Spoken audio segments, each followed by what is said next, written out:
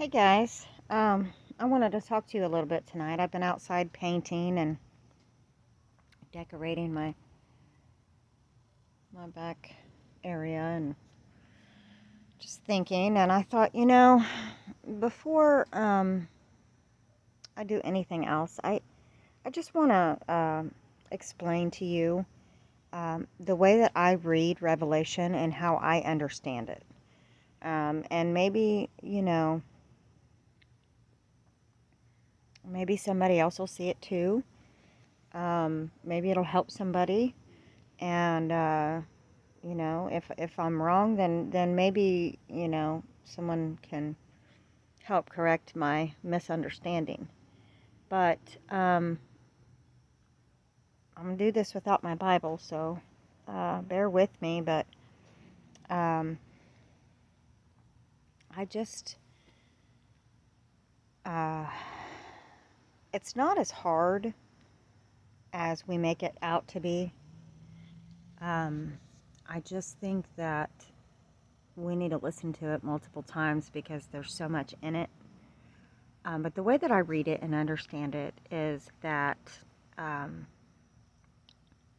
obviously chapters 1, excuse me, through 4, it's talking to the church. It's talking to the late church, but it's also talking to today's church. It's just talking to the church. We are one body. We are one body from the time the church began all the way till now. So even those that have passed on before us, we're all one body. And so the first 4 chapters are talking about the church. And then you get to chapter 4, and the door standing open in heaven. This is the rapture of the church. That is my belief. And as we go on to chapter 5, we get a really good description of the rapture of the church. I believe that we are the angels that are around the throne. In the thousands and thousands. That is what I believe. The Bible says that we will become like Christ, in our appearance. When Christ appears, then what we are shall appear with him. And so I believe that, the Gentile nations are the angels. I don't think the Bible addresses the Gentile nations necessarily, or the Gentile people. The 24 elders, I believe, stand for the 24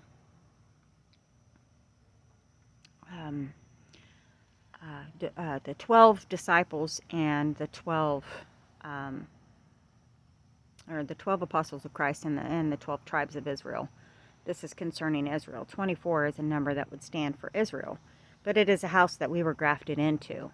I just think that we're called angels. Jesus called us himself an angel, when he sent and signified the revelation of Jesus Christ to John. So he refers to himself as an angel there, and if we're going to be like him, I don't think it's a stretch to say that we're the angels that are surrounding the throne. If you don't like that, then you can just kind of shove us in there with the 24 elders. And then we get to the seals. Now, this is the way that I'm understanding the book of Revelation, okay? The seals are, he says that he is holding the book, and there's writing on both sides of this book. And nobody can look at this book to see the writing, because it's sealed with 7 seals. As we open each seal, we get to read what it says. We get to see what it says. And then when we get to the trumpets, I believe that the trumpets kind of are describing the same first, all the seals. It's like we're voicing it now. Trumpets are a voice. When Jesus, appeared to John on Patmos, when he was behind him, he heard a voice like of a trumpet talking with him, right? He also heard a trumpet talking with him that told him to come up here, where I believe that the rapture is. So, trumpets are voices, and so I believe the seals is the actual book, and it has the writing on it. This is what is written. The trumpets Now we're reading the book out loud. We're reading the descriptions of the book, of what's happening out loud.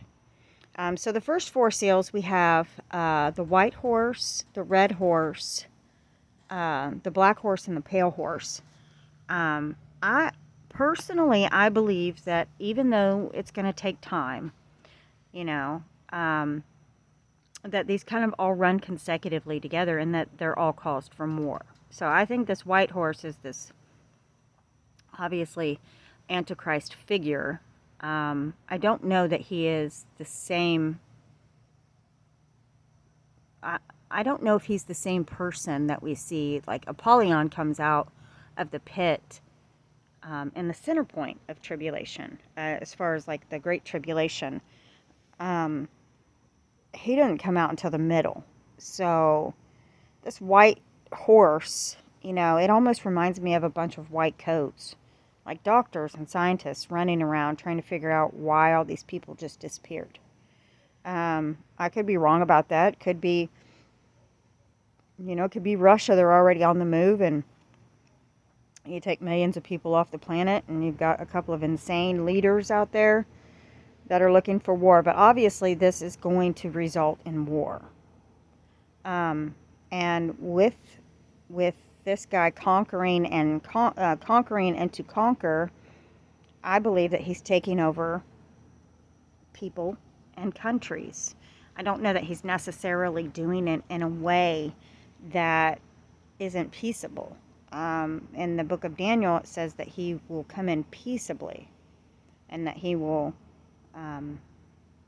earn the kingdom being Israel, through flatteries. And he's on a white horse, so he's mimicking Christ. So I don't think that this white horse is necessarily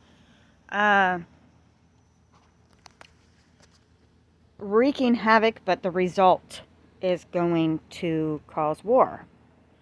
When, even, all you got to do is look back at the last 2 years with COVID. I mean, look how much of a division, and it's caused a lot of issues. And so just imagine millions and millions of people all over the earth disappearing. This is going to be war. And the first 4 seals, I believe, are all caused from war. When you hit Earth with a nuke, or even missiles, it destroys the land, it destroys the crops. A nuclear bomb for sure, which we'll get there in just a second. But when we get to the 5th seal, by the 5th seal, we are hearing martyrs crying out from under the altar, and they're wanting to know how long until the Lord judges the sin on the earth.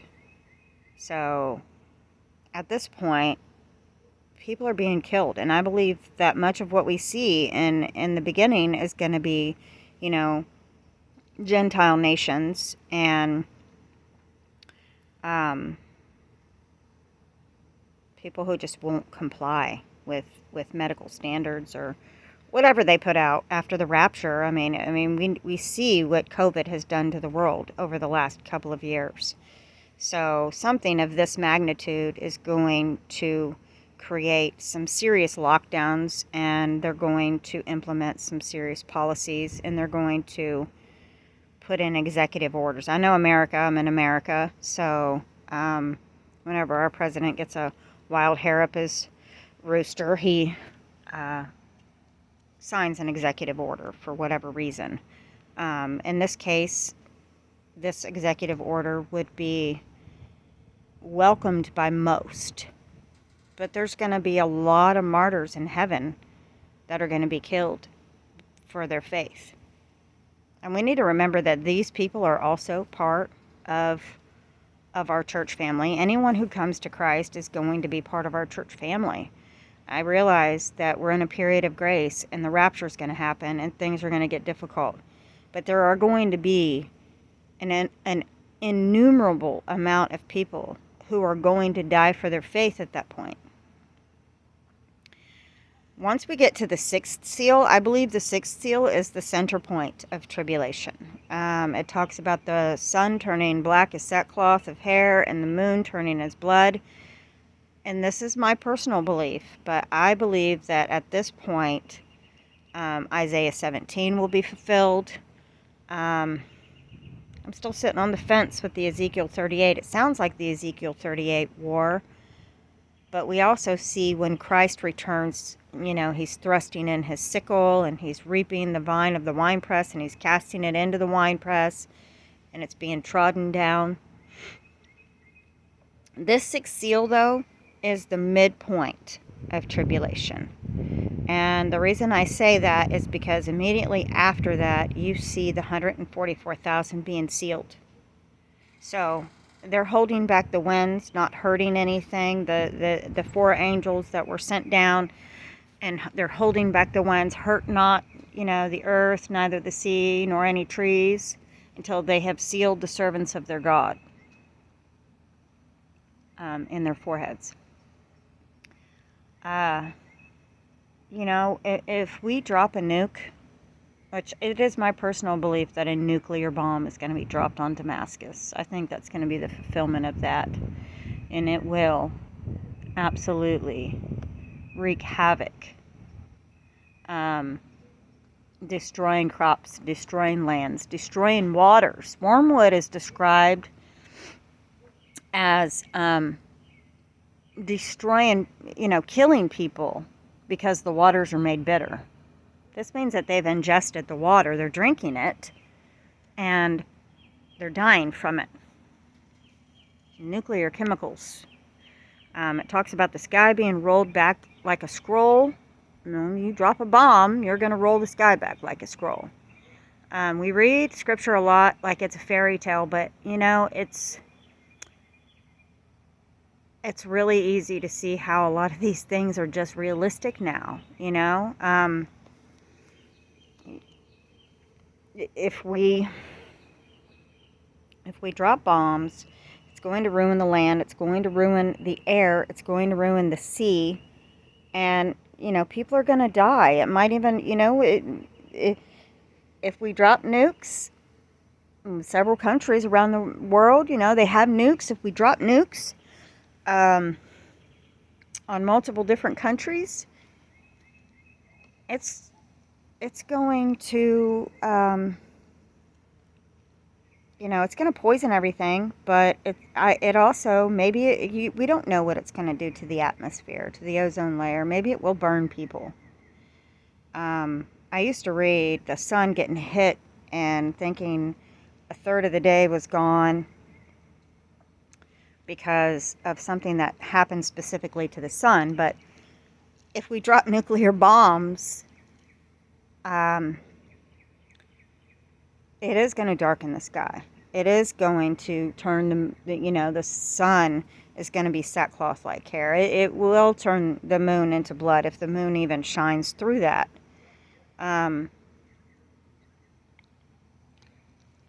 Much of what we see there is caused from war. And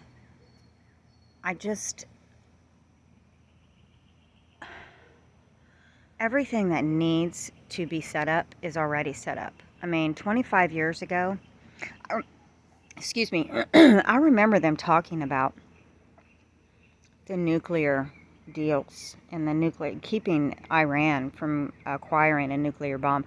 I remember them talking about that back in 2001, 2002.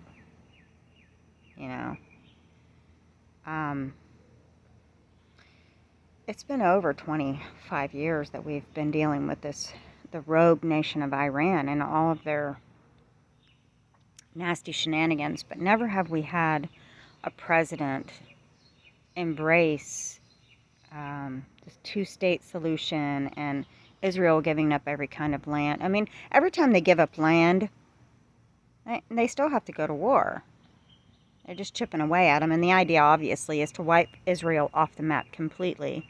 But with America being as feeble-handed as we are and as weak, it isn't a shock that these nations are taking advantage and seizing their opportunity.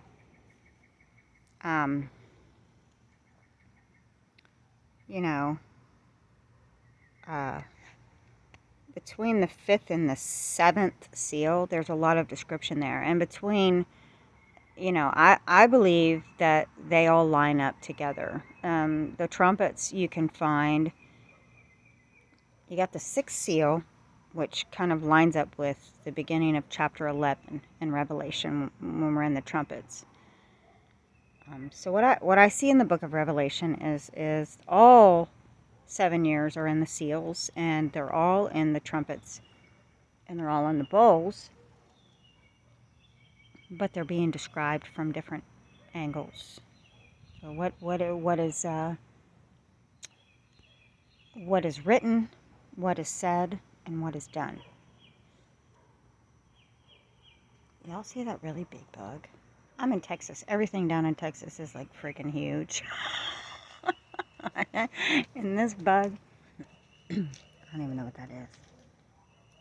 I hate bugs. Oh, I think it's a grasshopper.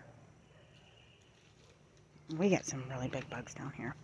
Anyway, y'all let me know what you think, and if you have any questions or thoughts or concerns, just let me know.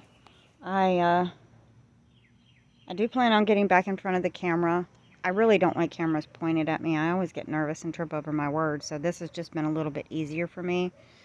I hope y'all don't mind that I do this, kind of turn the camera away from me, but I'm a little camera shy, and I